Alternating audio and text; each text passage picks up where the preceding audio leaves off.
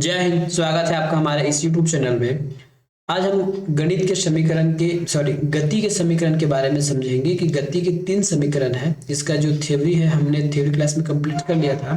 इसके बाद गति के समीकरण को आगे हम बल में और पढ़ने वाले हैं। ठीक है, तो गति के समीकरण पर बहुत सारे प्रश्न बनते हैं।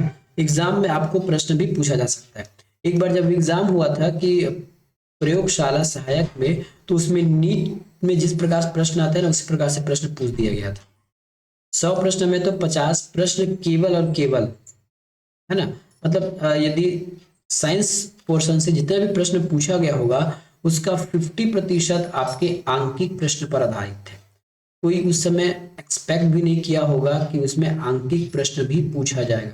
तो आपका आंकिक प्रश्न पूछने की संभावना कहाँ से आती है? आपको केमिस्ट्री में थोड़ी बहुत मोल से आएगी, और उसके बाद पूरे फिजिक्स में कहीं से भी आपको आंकिक प्रश्न पूछा जा सकता है।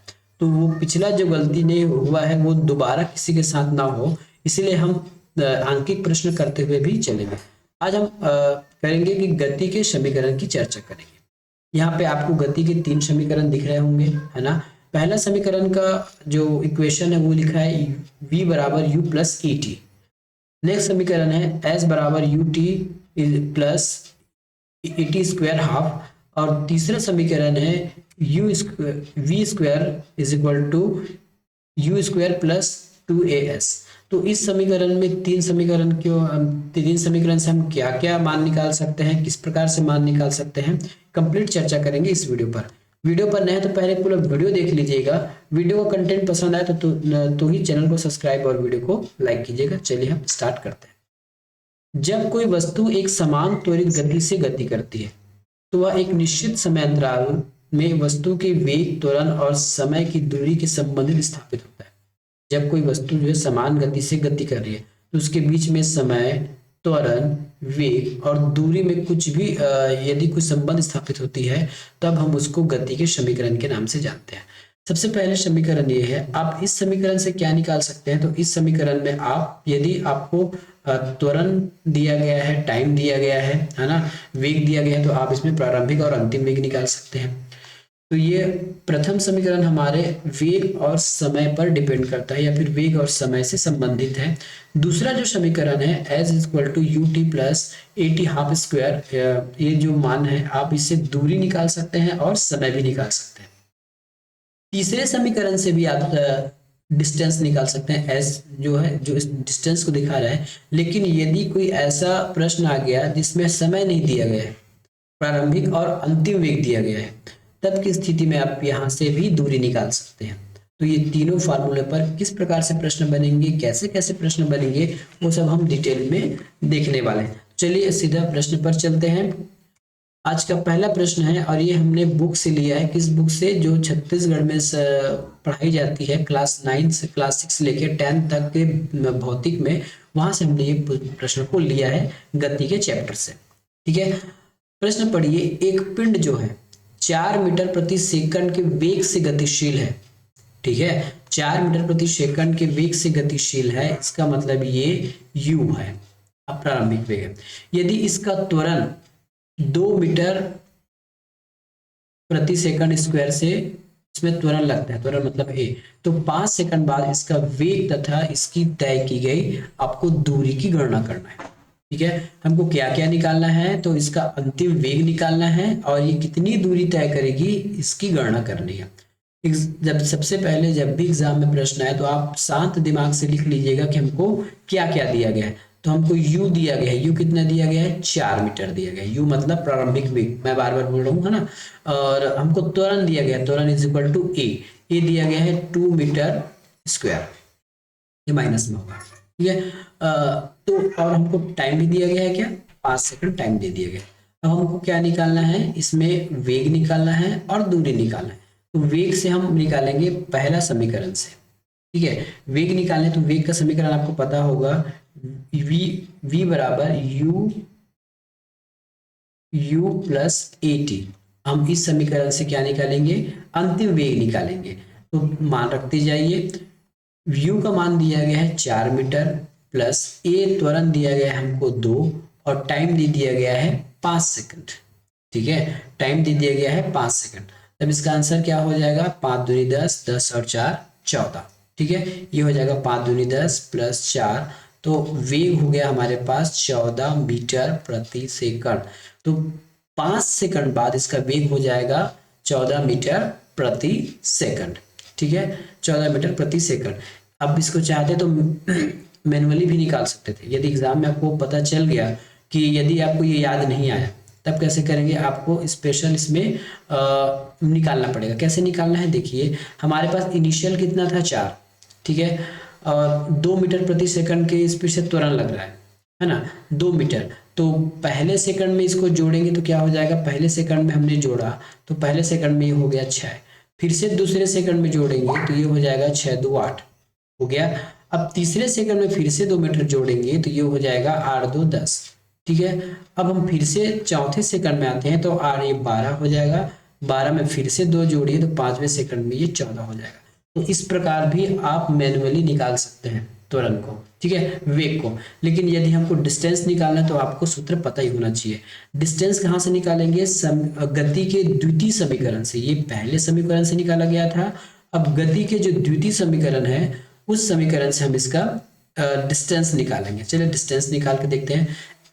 इसका सूत्र हो जाएगा, दूरी के लिए सूत्र है एस बराबर u t plus a t square upon 2। ठीक है, तो इस पर मान निकाल कर आप आराम से वैल्यू निकाल सकते हैं। यू है, यू की वैल्यू हमको दिया गया है ना प्रारंभिक वेग, तो ये 4 मीटर हो गया।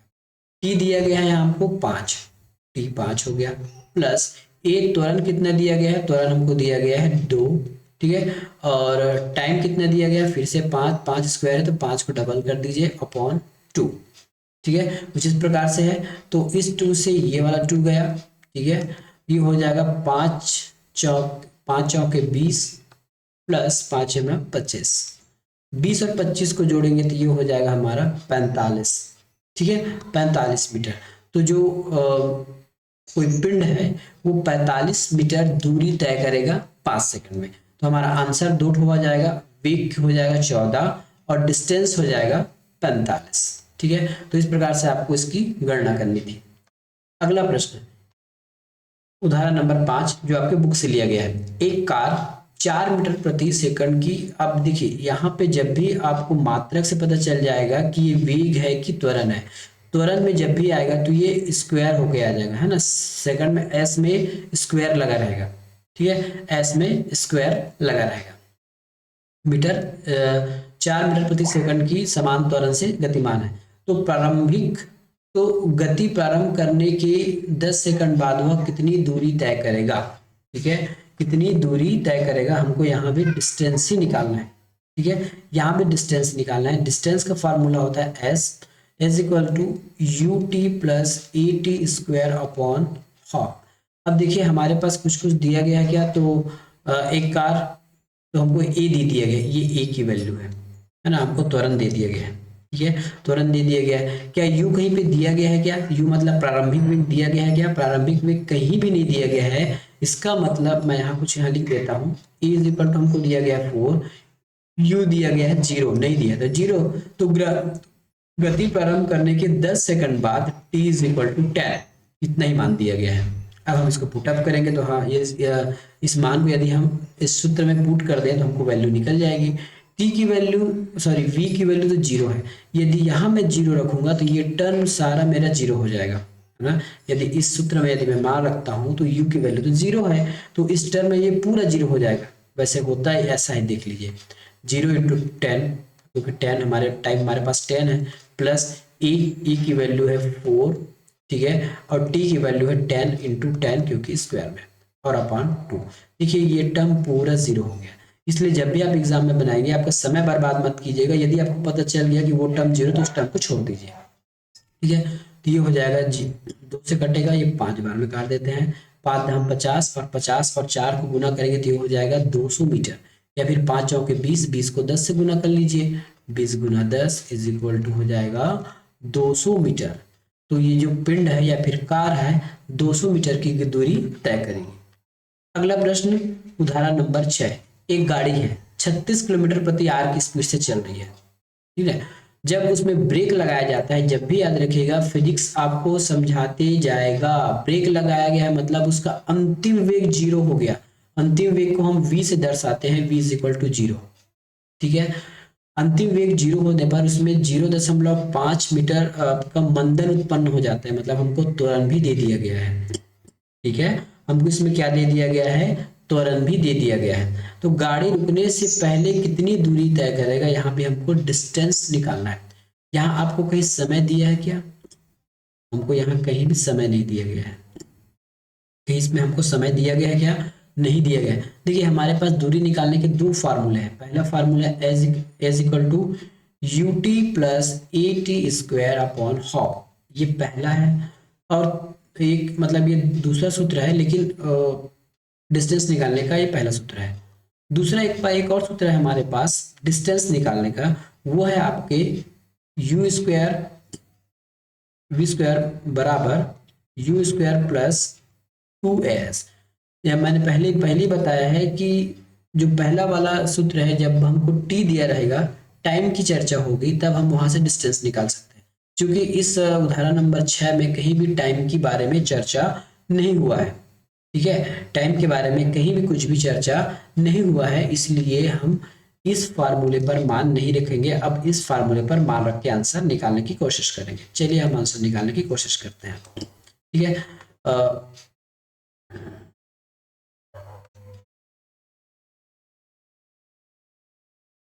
ठीक है, ऐसे मान निकालेंगे। सबसे पहले क्या क्या दिया है देख लीजिए, ये 36 किलोमीटर प्रति आ रहा है। ठीक है, सब कुछ को हमको मीटर में दिया गया है, तो ये 36 हमको किलोमीटर में दे दिया गया है, तो हमको मीटर प्रति सेकंड में चेंज करना है। याद रखिएगा जब भी बड़े से छोटे में जाएंगे, है ना, तो उसको हम 5/18 से गुना करेंगे, और छोटे से बड़े में जाएंगे तो 18/5 से गुना करेंगे। ये हो जाएगा 18 का 18, 18 दूनी 36। ठीक है, तो 5 दूनी 10, ये क्या हो गया हमारा प्रारंभिक वेग हो गया, प्रारंभिक वेग हो गया। ठीक है, और तुरंत हमको दिया गया है, तुरंत कितना दिया गया, -0.5 दिया गया, क्योंकि मंदन है इसलिए मैंने माइनस लगा दिया।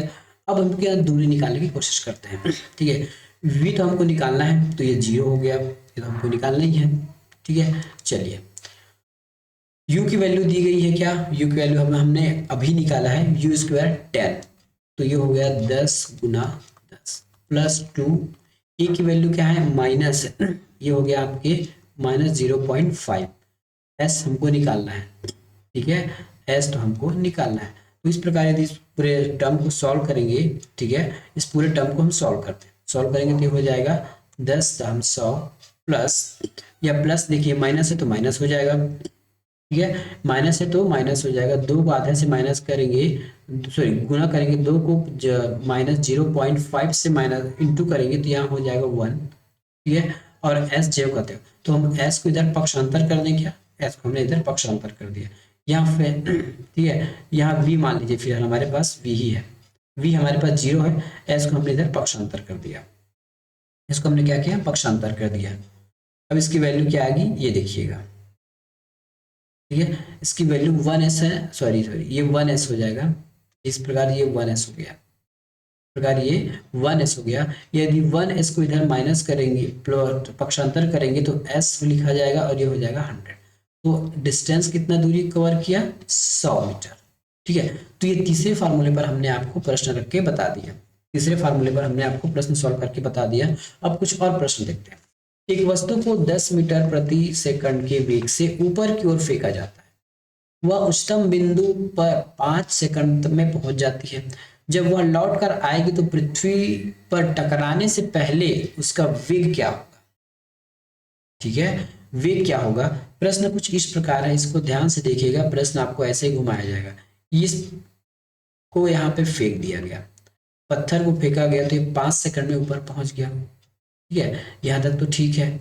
एक वस्तु को 10 मीटर प्रति सेकंड के वेग से फेंका गया, ठीक है, तो ये फेंकते समय हमने उसको वेग दिया था। ऊपर जाने के बाद पत्थर का जो लास्ट मूवमेंट है वो 0 हो जाएगा, 0 होने के बाद वो फिर वापस गिरने का। यदि यहाँ पर इसका वेग 0 हो गया और वही उसका प्रारंभिक वेग होगा। ठीक है, सारा खेल पत्थर ऊपर गया, ऊपर जाने के बाद नीचे आने के लिए पूछा गया है प्रश्न।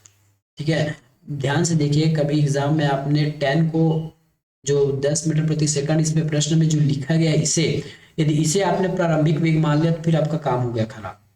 ठीक है, क्योंकि प्रश्न में साफ कहा गया है कि उसको फेंका गया और उच्चतम बिंदु तक गया है, उच्चतम बिंदु के बाद वो नीचे आया, तो टकराने से जस्ट पहले उसका वेग क्या होगा, बस यही तो पूछा गया है। टकराने से जस्ट पहले इसका वेग क्या होगा पूछा गया है। तो पत्थर यहां तक गया, जैसे ही अंत में जाएगा तो गिरने लगेगा, तो गिरने से पहले इसका वेग हो जाएगा 0।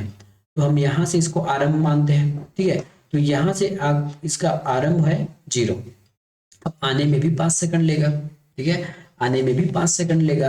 तो अब हम देखते हैं कि इसको टकराने से पहले वेग क्या होगा। तो एक हमारे पास सूत्र है, ठीक है, v बराबर u प्लस ए टी। ठीक है, इस पर मान रखिए और प्रश्न सॉल्व करते जाइए। ठीक है, हमको v तो निकालना है, u की वैल्यू 0 रखनी है, 10 नहीं रखना है, याद रखिएगा, 0 रखना है। क्यों, ऊपर से आने आ रहा है, ऊपर तक तो चला गया, वहां से आ रहा है, तब फिर से उसकी 0 से काउंटिंग हो रही है। तो u इक्वल टू 0 प्लस a की वैल्यू, देखिए अब a की वैल्यू आपको g वाला रखना है यहाँ पे, है ना। मैं पिछले क्लास में भी बताया था, जब भी कोई पत्थर ऊपर या नीचे फेंका जाएगा तो हम तुरंत रखेंगे g के बराबर। तो g का वैल्यू है 9.8। क्योंकि पत्थर नीचे आ रहा है, पृथ्वी के गुरुत्वाकर्षण के डायरेक्शन में है, इसलिए हम इसको क्या लिखेंगे, प्लस में। और इस 9.8 को हम अपनी सुविधा के लिए 10 मान सकते हैं, तो हम वहाँ 10 लिख लेते हैं। ठीक है, t क्या हो गया हमारे पास, s होगा, t मतलब 5 सेकंड, है ना, यहाँ पे लिखा है ना t 5 सेकंड। तब ये हो जाएगा 10 पंचे 50, 10 पंचे 50। तो अंतिम वेग पृथ्वी पर टकराने से पहले अंतिम वेग हो जाएगा 50 मीटर प्रति सेकंड। इस प्रकार आपको प्रश्न बनाना है। आई होप आप समझ गए होंगे, नहीं समझे होंगे तो मुझे कमेंट कर दीजिएगा, मैं बता दूंगा कि हमने यहाँ पे 10 क्यों नहीं रखा है। अगला प्रश्न, एक वस्तु को ऊपर की ओर फेंका जाता है। देखिए अब ऊपर की हमने उसको वस्तु को फेंक दिया, वह अपने उच्चतम बिंदु पर कितने सेकंड बाद पहुंचेगी। ठीक है, यदि प्रारंभिक वेग 50 मीटर प्रति सेकंड हो तो। ठीक है, ध्यान से पढ़िए क्या कहा गया है। एक वस्तु को ऊपर की ओर फेंका गया है, यहाँ कोई व्यक्ति है, इस वस्तु को ऊपर की ओर फेंक दिया, फेंका जाता है, वह अपने उच्चतम बिंदु पर, ये उच्चतम बिंदु है, कितने सेकंड बाद पहुंचेगी। कितने सेकंड बाद पहुंचेगी मतलब टी हमको निकालना है। तो यदि प्रारंभिक वेग u बराबर यदि 50 हो तो, ठीक है, u बराबर यदि 50 हो तो इसको हम निकालेंगे कैसे, अब इसको देखिएगा। ठीक है, जब चूंकि हम पत्थर को ऊपर नीचे फेंकने की काम कर रहे हैं तो g बराबर यहाँ लग जाएगा 10, जिसको वास्तविक में इसका 9.8 होता है। अब हम इसमें मान रखते हैं।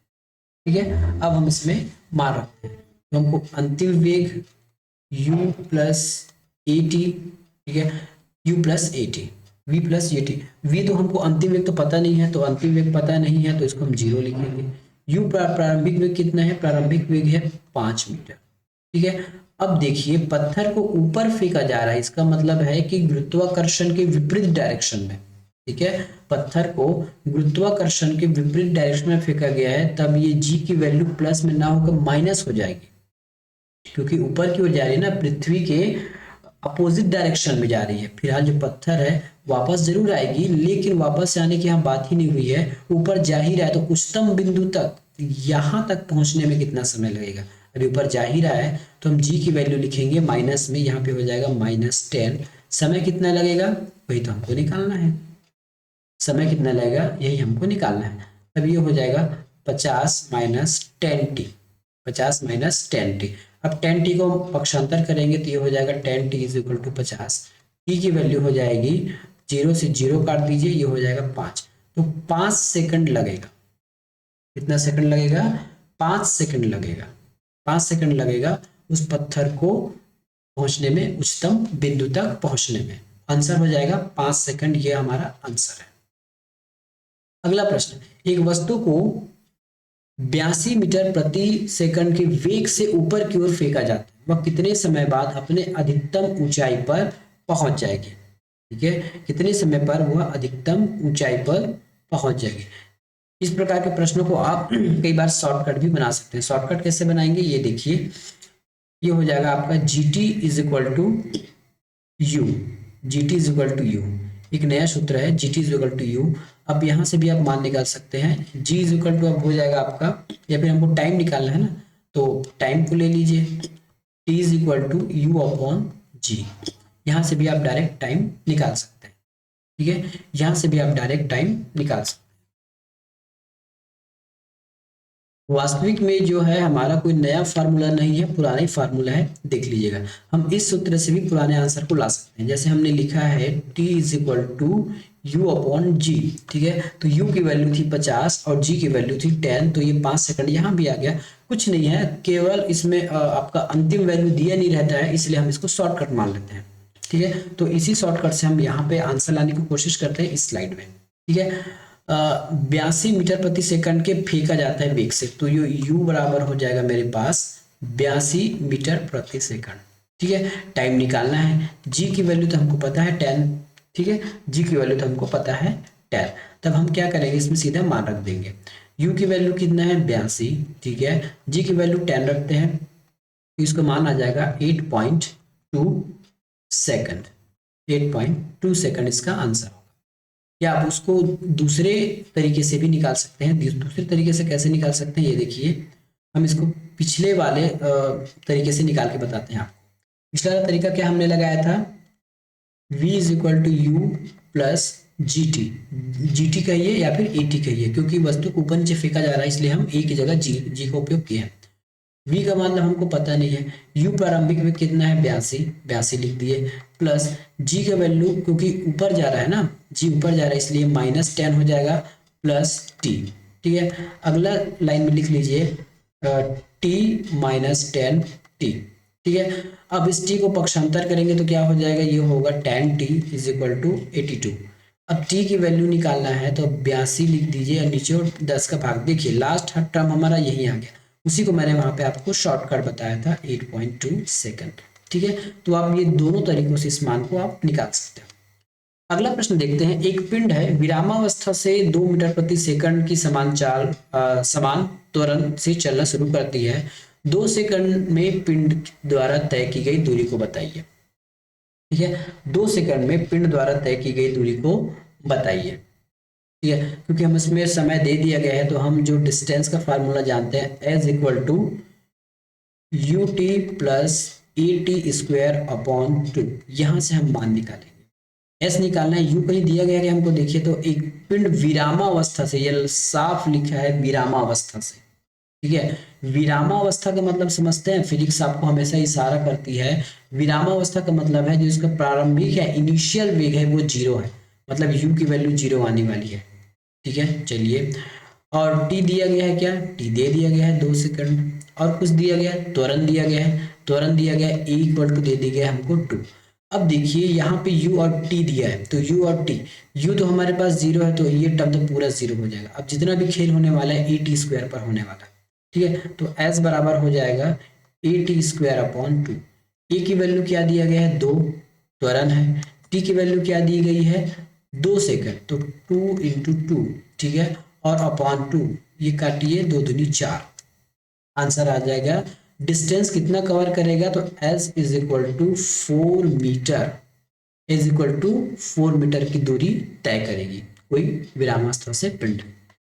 अगला प्रश्न है, स्थिर अवस्था से शुरू होने के बाद एक नाव एक सीधी रेखा में नियत दर से 3 मीटर प्रति सेकंड का त्वरण से 8 सेकंड तक गति करती है। इस दौरान नाव द्वारा तय की गई कुल दूरी को आपको बताना है। नाव द्वारा तय की गई कुल दूरी को बताना है। चलिए अब इस प्रश्न को एक बार और पढ़िए और ध्यान से बताइए। मैंने ऑप्शन लिख दिया है।